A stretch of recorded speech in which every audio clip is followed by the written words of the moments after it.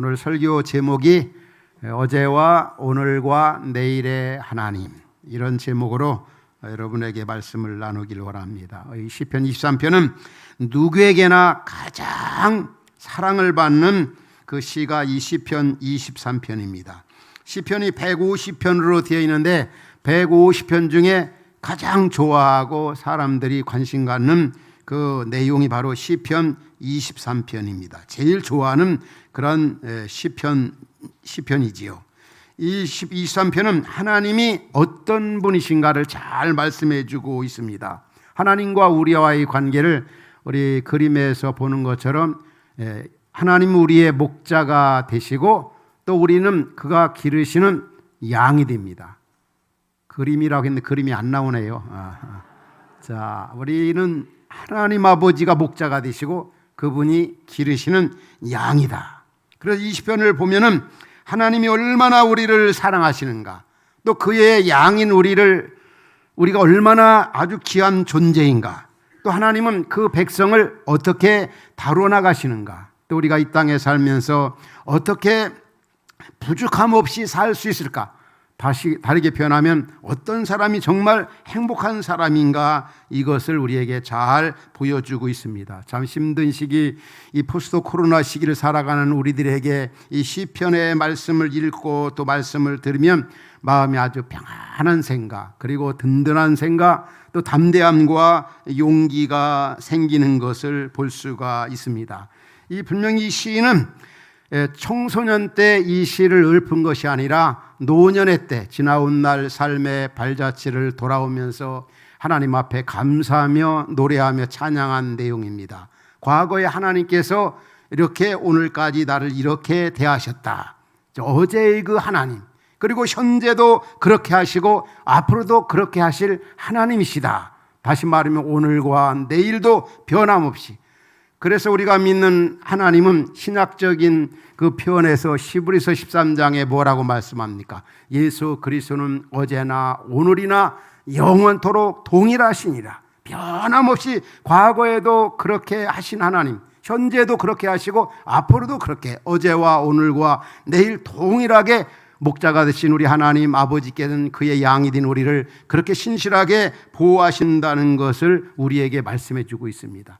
우리가 신앙생활에 가면서 하나님 하신 일에 대해서 이해 안 갈 때가 많이 있죠. 답답할 때가 참 많이 있습니다. 그러나 과거 시간들을 지나놓고 보면은 다 하나님 은혜가 너무 감사하다, 그런 생각이 되어집니다. 오늘 말씀 듣는 성도 여러분들도 그런 생각 되지 않아요? 제가 언젠가 오래전에 우리 화평 가족들에게 새 가족으로 등록하면 나눠주는 책이 있는데 한 400페이지, 500페이지 되는 책인데 그게 바로 노출을 꺼리지 않는 공동체. 근데 그 책을 제가 신해온 한 그 숙소에서 한 주간 머물러 가면서 그동안 모았던 자료, 또 이런 여러 가지 글들을 모아가지고 집중적으로 그 글을 이렇게 집필을 했습니다. 근데 그때 그 글을 써가면서 제가 얼마나 많이 울었는지 몰라요. 참 지나온 날 삶의 발자취를 돌아보니까 하나님께서 저와 우리 화평교회 주신 축복들이 너무나 컸던 거예요. 참 그 기가 막히고 어려운 상황들도 참 많이 있었는데도 불구하고 하나님이 부어주신 그런 은혜를 생각하니 이 감격의 눈물, 어떤 사명적인 눈물이 정말 많이 나오더라고요. 과거를 생각하니까. 오늘 우리도 말씀을 들을 때 지나온 날에 우리의 삶을 돌아오면은 진짜 하나님의 은혜가 얼마나 감사한가를 많이 생각이 날 겁니다. 지금 시인이 그런 입장에서 이 시를 지금 읽고 있는 겁니다. 사실 또 어떤 면에 보면은 이 본문 이 시편 23편은 소극적인 측면에 보면은 너무나 현실과 거리가 먼 것처럼 느껴지기도 합니다. 보면은 얼마나 아주 피상적이고 관념적이고 낭만적인 것 같잖아요. 여호와는 나의 목자시니 내가 부족함이 없으리로다. 그가 나를 푸른 초장에 누이시며 쉴만한 물가로 인도하시는다. 뭔가 저 푸른 초원 위에 그림 같은 집을 짓고 뭔가 막 그 낭만적으로 감상하는 것 같은. 그래서 어떤 이는 그렇게 표현합니다. 이 복잡한 현실을 너무 모르는 낭만적인 시다, 감상적인 시다, 피상적이다, 이렇게 표현하는 분도 있습니다. 그러나 실제 그렇지 않습니다. 이 시는 이 시를 지은 사람은 다윗이잖아요. 다윗은 진짜 쓴맛, 단맛, 짠맛 다 겪어본 사람이에요. 그런 속에서 하나님이 주신 은혜가 이런 거다는 것을 실제 삶 속에서 어떤 묻어나오는 그런 신앙의 고백이라고도 볼 수가 있습니다. 이 시에 아주 단순하면서도 얼마나 우리에게 감동을 주고 모든 시대를 막론하고 모든 사람들이 겪는 그런 그 시련들을 다 겪은 이후에 어떤 믿음 안에서 나온 체험을 통해 나온 고백이기 때문에 모든 시대를 초월해서 우리에게 얼마나 감동이 되는지 모릅니다. 1절에서 그가 뭐라고 고백합니까? 1절 보면 여호와는 나의 목자시니 내게 부족함이 없으리로다. 분명히 현재 시제로 과거에 일어났던 일들을 회고해 보면서 지은 시인데 현재 시제로 말하고 있습니다. 그 이유는 바로 과거에도 어제도 그렇게 하셨고 현재도 그렇게 하시고 앞으로도 계속 하나님께서 그렇게 대하실 것을 생각하면서 이 현재 시제로 표현하고 있는 겁니다.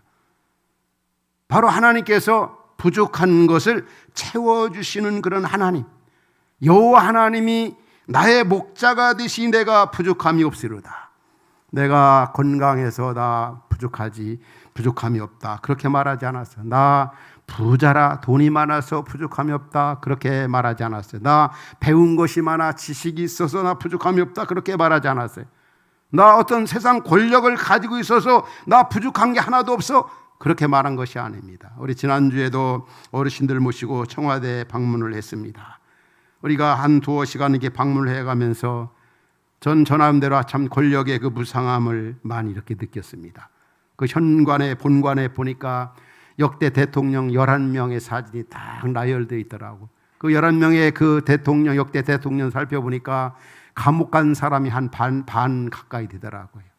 그리고 스스로 목숨을 끊은 분도 있고 또 이런저런 일로 인해서 정말 이 후손들에게 또 후배들에게 많은 그 국민들에게 지탄을 받고 있는 그래서 권력의 그 무상함, 그 웅장한 그 뭐라고 할까요? 살던 그 저택, 그리고 어떤 집무실, 접견실. 어떤 분은 그런 거에 대해서 부러워할지 모르겠어요. 부러워하는 분도 있을지 모르겠어요. 저는 전혀 부럽다기보다는 참 안 됐다 이런 생각이 들더라고요. 그 권력이, 어떤 물질이, 어떤 지식이 우리의 인생의 부족함을 채울 길이 없다는 거죠. 이 시인 다윗처럼 여호와 하나님, 목자된 하나님을 좀 왕으로 모시고 그분의 다스림과 통치함을 받으며 살아갈 때 내게 부족함이 없으리로다. 현재도 그러하고 앞으로도 그러하고 지나온 날 삶의 발자취를 돌아오니 하나님이 부족했던 거 다 채우셨다. 여러분 그렇잖아요. 참 너무 힘들고 곤고하고 때로는 물질적으로 때로는 건강상 때로는 이런저런 인간관계 또 자녀 문제 지나놓고 보면 하나님이 다 부족한 것을 채우셨구나. 이 사실을 깨닫게 되어지는 겁니다. 이 땅의 어떤 것으로도 우리 인간의 부족함을 채울 길이 없습니다. 여러분들에게 자주 소개해드리는 전도서 1장 7절에 이런 말씀이 있지 않습니까? 모든 강물이 다 바다로 흐르되 바닷물을 채우지 못한 같이 바로 이 땅에 있는 모든 사람의 욕망이 바다와 같습니다. 강물이 아무리 여러 곳에 흘러 넘친다 할지라도 흘러와도 바닷물을 채울 수 없는 것처럼 이 땅에는 어떤 것도 우리 인간의 무한한 욕망을 채울 길이 없다는 것을 지혜자가 전도서에서 교훈해주고 있는 겁니다. 우리 예수님이 말씀했습니다. 이 물을 먹는 자는 다시 목마르느니와 내가 주는 물을 먹는 자는 영원히 목마르지 아니하다. 목마른 자들아 다 내게로 오라. 수고하고 무거운 짐진 자들아 다 내게로 오라. 내가 너희를 쉬게 하리라. 나는 마음이 온유하고 겸손하니 나의 멍에를 메고 내게 배우라. 바로 우리 주님만이 바로 우리의 부족함을 채워주시는 그런 하나님, 목자가 되시는 하나님, 지나온 삶의 그 여정 가운데 보면 하나님이 다 채워주신 겁니다. 우리 가정에 필요한 것들, 우리 개인에 필요한 것들, 우리의 필요한 것들을 다 채우셨어요. 그 하나님이 현재 염려가 되지만은 현재도 과거에도 그렇게 하신 하나님, 현재도 그렇게 하시고 앞으로도 그렇게 하실 거야. 이런 확신을 갖고 노래하며 감사하는 것입니다. 우리 찬송가 가사 있는 것처럼 지금까지 지내온 거 주님의 크신 은혜라 한이 없는 그의 사랑 어찌다 말하랴. 바로 이게 과거를 돌이켜보면 이렇게 감사가 나오고 현재도 앞으로도 감사할 수가 있는 겁니다. 말씀 듣는 성도 여러분, 바로 우리 하나님 아버지께서, 목자가 되시는 우리의 왕 되신 우리 하나님께서는 우리의 필요한 것들을 지금까지 채우신 하나님이십니다. 앞으로도 여러분, 우리 그 목자 되신 주님께서 채워주실 줄 믿으시기 바랍니다. 부족함이 없도록. 그게 바로 우리가 믿는 하나님입니다. 두 번째로 오면은 2절에서 뭐라고 고백하고 있습니까? 그가 나를 푸른 풀밭에 누이시며 쉴만한 물가로 인도하시느다. 내 영혼을 소생시키시고, 이 말씀의 의미가 한마디로 뭡니까? 우리를 회복시켜 주시는 하나님, 우리를 다시 일으켜 주신 하나님, 우리를 붙들어 주신 하나님. 자, 우리가 이 땅에 살아가면서 기진맥진하고 참 힘들고 곤고하고 답답하고 흔들 때가 얼마나 많이 있었습니까? 현대에 우리 살아간 우리에게는 정말 그분이 주시는 평안과 쉼과 안식이 얼마나 많이 필요한지 모릅니다. 우리 너무나 많이 압력을 받고 있습니다. 스트레스를 많이 받고 있어요. 사람과의 관계에서, 직장에서, 참 직장 생활에 있어서 누구만 만나면 정말 골치도 아프고 직장 나가고 싶지도 않고 상대하고 싶지도 않고 살맛도 안 나고 밥맛도 없고 이럴 때도 있을 수 있으면 얼마든지. 문제가 누구에게 있든 참 스트레스를 많이 받는 경우가 많이 있습니다. 환경적으로도 그렇습니다. 과중한 업무, 또 어떤 수고한 대가대로 어떤 결과가 나타나지 아니할 때 얼마나 힘듭니까? 이런 속에서 하나님께서는 오늘 우리가 여기 이렇게 존재할 수 있었던 이유가 그분이 우리에게 회복해 주셨기 때문에, 그분이 우리에게 힘을 주셨기 때문이라는 겁니다. 그래서 이 시는 바로 목자가 되신 하나님이 무엇보다도 회복의 은혜를 주셨다고 자신 있게 고백하고 노래하고 있는 겁니다. 가만히 생각해보면 하나님이 우리를 어떻게 회복시켜 주신 것 같습니까? 우리 믿음의 식구들이라면 때로는 말씀을 통해요, 때로는 어떤 믿음의 식구들을 통하여, 때로는 우리 가정교회 모임을 통해서 서로 이렇게 나눔을 하다 보면 얼마나 이게 치유가 되어지고 회복이 되어지고 새로운 그 힘도 생기고 지혜가 생기는지. 어떤 우리 교회하는 이 소그룹 가정환경, 가정교회가 있어서 참 우리가 회복되는 데 있어서 좋은 그런 환경이라고 생각이 되어집니다. 앞으로도 하나님께서 우리가 살아갈 것 생각하면 걱정이 많지요. 그러나 과거에도 그렇게 하셨던 주님께서 현재도 앞으로도 그렇게 하실 것이라고 하는 확신을 가지시기 바랍니다. 우리 하나님 아버지는 우리를 회복시켜 주시는 목자가 되시는 하나님 아버지라는 거예요. 세 번째 3절에 보면은 내 영혼을 소생시키시고 의의 길로 인도하시는도다. 그 이름을 걸어놓고 우리를 가장 바른 길로 인도하시는 그런 하나님이라는 거예요. 우리 살아오면서 그런 경우를 많이 있죠. 개인 문제든지 자녀 문제든지 어떤 진로에 대해서 앞길이 캄캄하고 끝이 보이지 않는 그런 암울한 때가 얼마나 많이 있었습니까? 그러나 지나놓고 보면 하나님이 정말 피할 길을 열어주시고 감당할 수 있게 하셨고 가장 선한 길, 때로는 돌려 인도하시기도 하셨지만 궁극적으로는 좋게 하신 하나님이에요. 고통과 아픔이 변하여 노래가 되게 하시고 춤이 되게 하시고 감정이 되게 하신 하나님 하신 일은 그때는 이해할 수 없지만 지나놓고 보면 내 방법이 아닌 것도 참 많이 있었지만 하나님의 방법으로 가장 의의 길로 인도하셨다고 하는 사실입니다. 이게 얼마나 감사한 일입니까? 어느 한 부부를 제가 2년 만에 지난 주간에 만나 한 2시간 동안 교제를 했습니다. 근데 그분이 그 남편이 한 30년 가까이 교회를 멀리하고 하나님을 외면하고 살았어요. 그러나 그 아들 제가 추리한 이후에 그 남편이 이제 교회 나오기 시작했습니다. 근데 교회 나간 이후에 얼마나 많이 달라지고 그 삶이 새로워졌는지. 근데 만나자마자 하나님께 감사하고 아내에게 감사하고 목사님께 감사하고 너무 감사해서 저를 만나고 싶었다는 거예요. 그 자신이 과거에 생활했던 얘기들을 많이 나누면서 엉터리같이 때로는 살았고 때로는 곁길로 갔고 세상에서 방황했지만 그럼에도 불구하고 이렇게 하나님 앞에 돌아와 보니 하나님이 가장 의의 길로 인도하시고 바른 길로 선한 길로 인도하셨다는 거예요. 너무 지금은 감사밖에 없고 지금은 너무 행복하고 진짜 이렇게 좋은 예수님 이렇게 좋은 교회를 목사님 계실 때 못 나가서 너무나 죄송하고 그렇지만 지금 너무 행복하다고 너무 감사하다고. 지나놓고 보면 우리가 잘못한 일도 많고 또 믿음과 상관하지 우리 행위와 상관하지 아니하고 목자님 하나님께서는 우리를 얼마나 의의 길로 아름다운 길로 우리 자신과 자녀들을 인도하셨는가, 남편을 인도하셨는가를 알 수가 있는 겁니다. 특별히 하나님께서 우리 일반적인 그런 길에도 마찬가지지만은 무엇보다 우리에게는 구원의 길로 인도하신 게 얼마나 감사합니까? 우리 요한복음 14장 우리가 잘 아는 구절에 이런 말씀이 있지 않습니까? 예수께서 뭐라고 말씀했습니까? 내가 길이요 진리요 생명이다. 길 되신 예수님, 생명이 되신 예수님, 우리를 이 길로 인도하신 거 얼마나 감사합니까? 우리 주께서는 계속 이 길로, 바른 길로 우리를 인도하신다. 과거에도 그랬지만 현재도 그러하고 앞으로도 그렇게 하실 거라는 거죠. 목자가 되신 우리 하나님께서 목자가 양을 바른 길로 인도하시지. 우리 잠언서에 그런 말씀이 나오죠. 잠언 16장에 보면 어떤 길은 사람 보기에 바르나 필경은 패망한 길도 있다고 그랬어요. 계속 16장에 보면은 이런 말씀입니다. 사람이 마음으로 계획할지라도 그 걸음을 인도하시면 여호와시라고. 하나님이 우리를 인도하신다. 의의 길로 인도하신다는 거.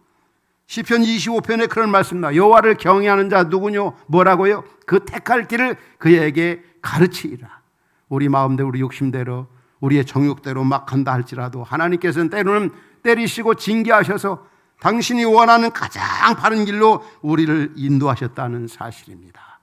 여러분 앞길이 캄캄합니까? 막막합니까? 걱정됩니까? 자녀들 진로 문제에 대해서 여러분 그 염려를 주께 다 맡겨 버리시기 바랍니다. 오늘 말씀이 뭐라고 그랬습니까? 가장 의의 길로 바른 길로 우리를 인도하시겠다는 거예요. 그 다음에 4절에 나타난 하나님은 어떤 하나님입니까? 우리 4절을 다 같이 한번 읽어볼까요? 자, 시작. 내가 사망의 음침한 골짜기로 다닐지라도 해를 두려워하지 않을 것은 주께서 나와 함께 하심이라. 주의 지팡이와 막대기가 나를 안위하시나이다. 이 사망의 음침한 골짜기 다닌 적이 여러분 지금까지 살아오면서 얼마나 많이 있었습니까? 죽음의 골짜기. 이런 고비고비가 있었죠.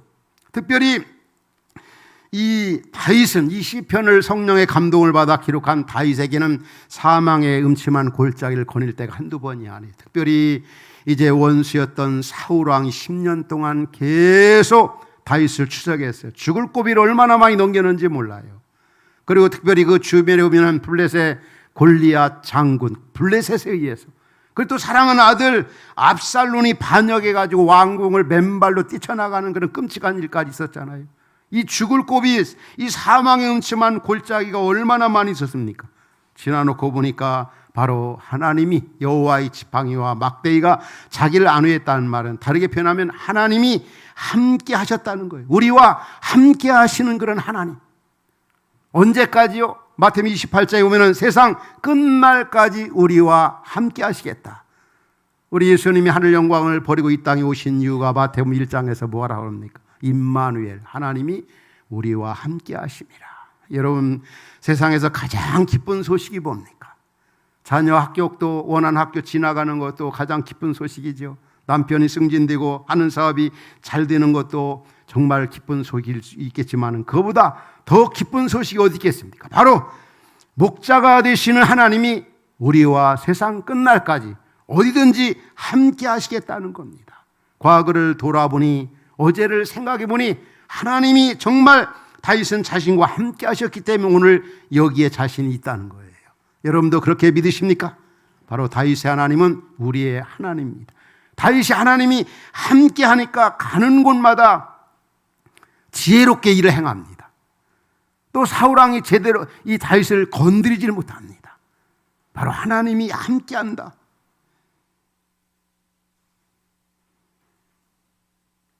성경에 하나님이 함께 한다는 그 구절들이 참 많이 나오죠.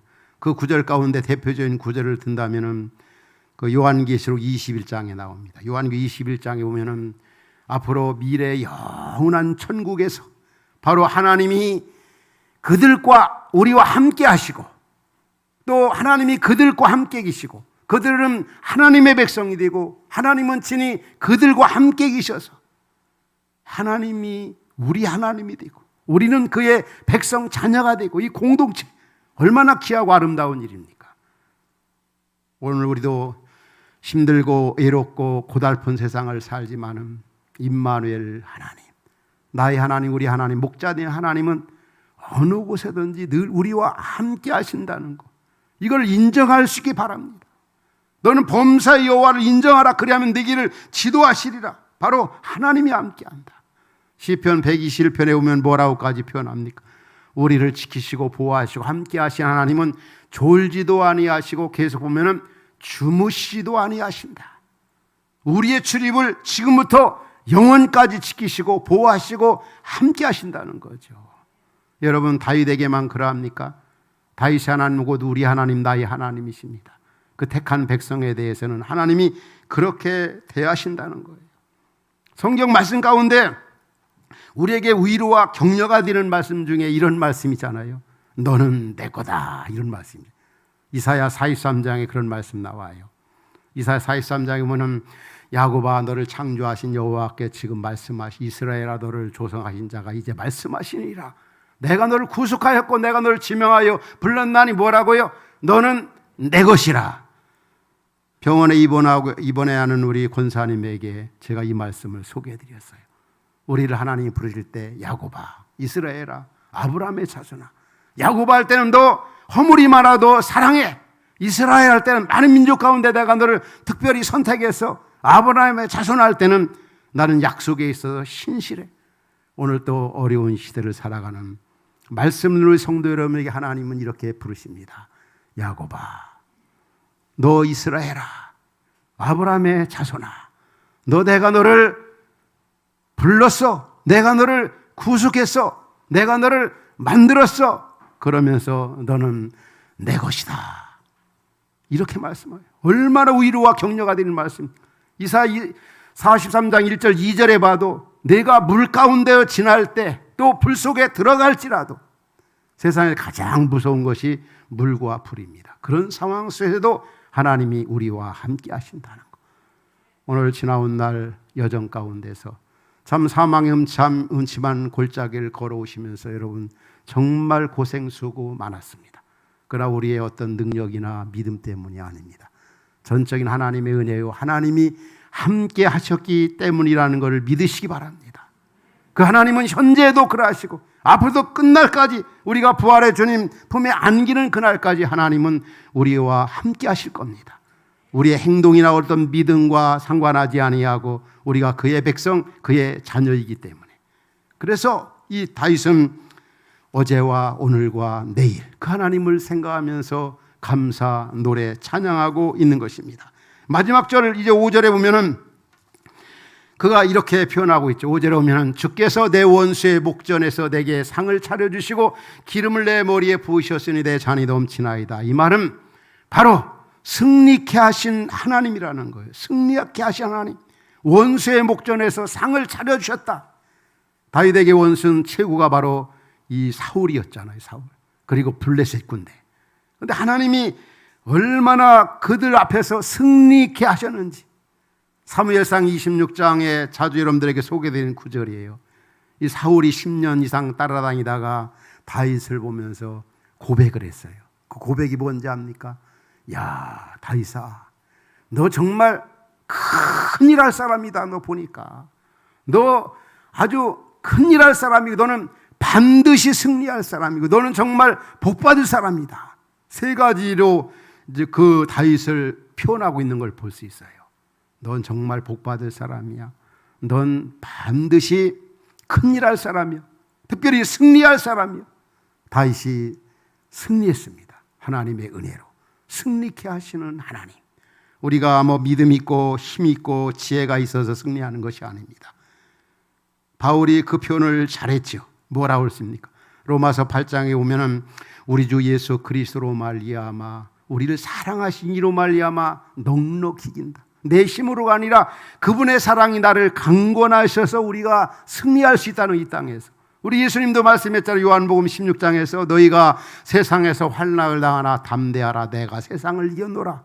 우리가 세상에 담대할 이유는 세상을 이기신 주님이 우리 안에 계셔서 그분이 왕이시고 그분의 달신을 받아갈 때 이 세상을 이겨나갈 수가 있습니다. 내 힘만 의지하면 우리는 패할 수밖에 없습니다. 우리에게 들려오는 소식들이 얼마나 우리를 절망하게 하는 것들이 얼마나 많이 있습니까? 전쟁 위험과 핵의 위험과 이 한반도의 긴장, 이 전쟁 그런 긴장이 고조되어지고 있고 기후의 변화, 또 어떤 이 바이러스의 그런 위험들 계속 우리를 불안하게 하는 그런 소리들이 경제 위기다 등등. 이럴 때 우리에게 마음의 평안함과 담대함을 가질 수 있는 이유가 뭡니까? 우리 주님이 내 안에 계시고 내 힘이 아닌 주님으로 말미암아 넉넉히 이길 수 있다. 바울도 빌립보서 4장에서 내게 능력 주시는 자는 내가 모든 걸 할 수 있다고 그랬어요. 내 힘이 아닌 우리 안에 계신 주님으로 말이에요. 이전에도 나를 인도하신 주님, 현재도 인도하시고 앞으로도 인도하시고 보호하시고 함께 하신다고 하는 사실입니다. 마지막 절에서 그가 뭐라고 그럽니까? 이제 이 시인이 이러한 사실을 깨닫고 나서 다짐과 결심을 하는 걸 볼 수 있어요. 같이 읽겠습니다. 시작. 내 평생의 선하심과 인자하심이 반드시 나를 따르니 내가 여호와의 집에 영원히 살리라. 이 말씀이 어떤 말입니까? 내 평생 주님의 선하심과 인자하심이 반드시 나를 추적한다. 끊임없이. 지금까지 5가지를 살펴보았어요. 어제와 오늘과 내일 변함없이 하나님, 첫 번째는 뭐라고 했습니까? 부족함을 채워주시는 하나님, 회복시켜주신 하나님, 가장 바른 길로 인도하신 하나님, 우리와 함께 하신 하나님, 승리케 하신 하나님. 이게 바로 그 하나님의 인자하심과 선하심입니다. 그게 계속해서 과거에도 어제도 오늘도 내일도 계속 이런 하나님으로 끝까지 우리를 추적하시고 그분의 사랑이 우리를 강권하시고 나를 붙들으신다는 겁니다. 그러니까 그가 결론적인 고백을 뭐라고 그럽니까? 내가 여호와의 집에 영원히 거하리로다. 이 말은 하나님 교회 중심으로 살겠다는 거예요. 하나님 교회 중심으로. 다윗 시편 27편에서 그렇게 27편에 그렇게 고백하잖아요. 내가 여호와께 바라는 한 가지 소원이 있습니다. 그것은 내 평생에 여호와의 집, 오늘날 말하면 교회 중심으로 살면서 그분의 아름다움을 앙망하면서 그 공동체 안에서 그 공동체를 사모하면서 주신 사명 감당하며 살다가 하나님 앞에 가겠다는 겁니다. 우리 사랑하는 흩어진 가족들, 또 이번에 후보로 추천된 분도 이 시인처럼 정말 주님 사랑의 표징으로서 이 공동체를 사랑하고 교회를 사랑하시기 바랍니다. 그분이 과거에 이렇게 지켜주시고 주신 은혜를 생각하면서 그분이 어떤 하나님이었다고 그랬습니까? 바로 우리를 부족한 것을 채워주신 하나님. 따라합시다. 채워주신 하나님, 회복시켜주신 하나님, 바른 길로 인도해 주신 하나님, 우리와 함께 하신 하나님, 승리케 하신 하나님, 현재도 그러하고 앞으로도 그렇게 하실 하나님. 이제 내가 그분을 위해서, 그날을 위해서, 그 영광을 위해 살아야 되겠다고 하는 다짐과 결심이 우리에게 있기를 바랍니다. 사실 다윗이 살고 있던 시대와 오늘 우리는 별 다를 바가 없는 그런 세상 속에 살고 있습니다. 근본적으로 보면 그때나 지금이나 다 어렵고 다 힘들고, 물론 이제 문화적으로나 삶의 어떤 수준은 다윗이 살던 시대와 차이가 있어요. 그렇지만 그 어렵고 곤고하고 답답하고 힘든 거 그때나 별 다를 바가 없는 겁니다. 그렇다고 한다면 여러분들에게 도전을 드리고 싶어요. 여러분, 그럼 여러 가지 갖가지 어려운 문제가 현재 무엇입니까? 다윗이 겪었던 그런 문제들 오늘 우리에게도 있습니다. 그 이상이 우리 앞에 기다리고 있습니다. 그런 문제가 닥칠 때 여러분들은 어떻게 그 문제를 해결해 나가려고 합니까?